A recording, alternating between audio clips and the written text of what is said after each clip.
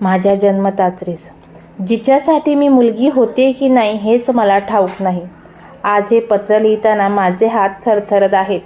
6 महिन्यांचं बाळ भूक लागलं की रडतं, पण त्या रात्री मी भुकेसाठी नाही तर तुझ्या अस्तित्वाच्या उभेसाठी रडत होते. तू घराचा उंबरठा ओलांडलास आणि माझ्या आयुष्यातला मायेचा सूर्य कायमचाच मावळला.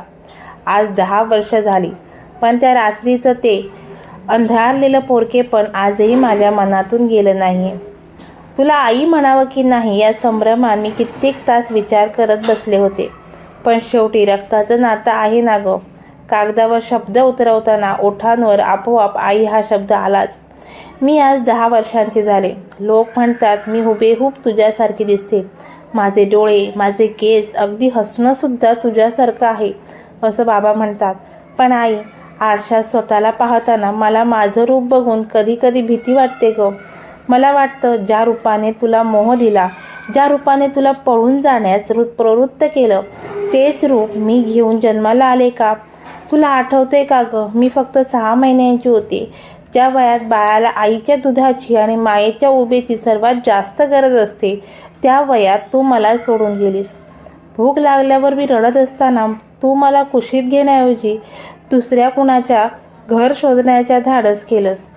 कसं जमलं गं तुला हे? 6 महिने तू मला तुझ्या पोटात वाढवलंस. 9 महिने तुझे रक्त आटवून मला जन्म दिला. मग अवघ्या 6 महिन्यात तो पदर झटकून जाताना तुला एकदाही मागे वळून बघावंसं वाटलं नाही. बाबा सांगतात त्या रात्री मी खूप रडत होते. अचानक कदाचित मला तुझ्या जाण्याची चाहूल लागली असावी. पण तू तर तुझ्या स्वप्नांच्या मागे एका परक्या माणसासोबत पळून गेलीस. माझ्या ओल्या लंगोटाची, माझ्या भुकेची आणि माझ्या भविष्याची तुला साधी काळजीही वाटली नाही.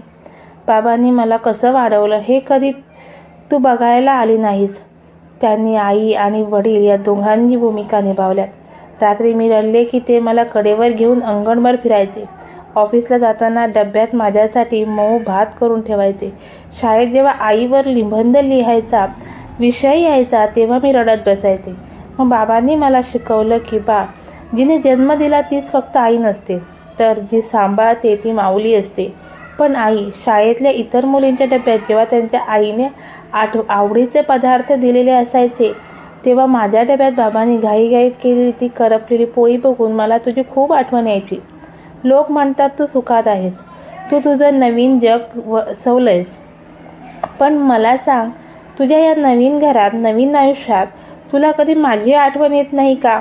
सणासुदीला जेव्हा तू नटतेस तेव्हा तुला असं वाटत नाही का की तुझ्या या लेकीसाठी तुला एखादा नवा फ्रॉक घेऊन द्यावासा? रात्री झोपताना तुला कधी त्या 6 महिन्यांच्या तान्ह्या बाळाचा चेहरा आठवत नाही का, जिला तू वाऱ्यावर सोडून गेलीस? आई, मला तुला एकच विचारायचं आहे, तो माणूस ज्याच्यासाठी तू आम्हाला सोडलं, तो माझ्यापेक्षा मोठा होता का गं? तुझा तो क्षणिक आनंद माझ्या संपूर्ण आयुष्याच्या पोरकेपणापेक्षा जास्त मोलाचा होता का? आज मी मोठी झाली आहे, मला समजायला लागलं आहे. पण हे मन मानायलाच तयार नाही की एक आई इतकी निष्ठुर असू शकते. आजही घराच्या उंबरठ्यावर कोणी अनोळखी बाई आली की मला वाटतं की तूच असशील. मला वाटतं तू येशील, मला घट्ट मिठी मारशील आणि म्हणशील, सॉरी बाला, मला उशीर झाला. पण तू येतच नाहीस. तू कधी येणार नाहीस हे आता मला उमजलंय.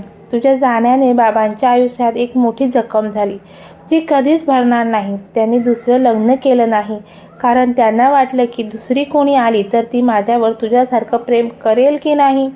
त्यांनी त्यांचं आयुष्य माझ्यासाठी जाळलं आणि तू मात्र तुझं आयुष्य उजळण्यासाठी आमच्या घराचा दिवा विझवून गेलीस.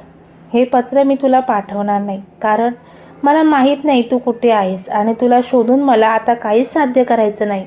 मला फक्त माझ्या मनातलं हे ओझं हलकं करायचं होतं. जाताना तू मला फक्त पोरकं करून गेली नाहीस, तर माझ्या मनातून आई या शब्दावर तर विश्वासच उडवून गेलीस. पण ज्या क्षणी तू समोर येशील तेव्हा नक्कीच मी लिहिलेली सगळी पत्र तुझ्या हातात देईन. पण तू वाचशील ना गं? हे पत्रसुद्धा फेकून देशील जसं तू मला फेकून टाकून गेली होतीस.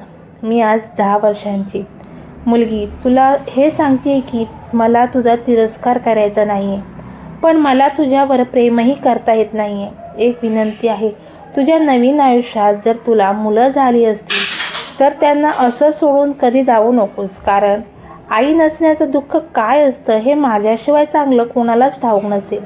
तुझी लाडकी. नाही नाही, लाडकी नाही. जर लाडकी असली असती तर तू कधीच सोडून गेली नसतीस. तुला नको असलेली पण तुझीच मुलगी. हे पत्र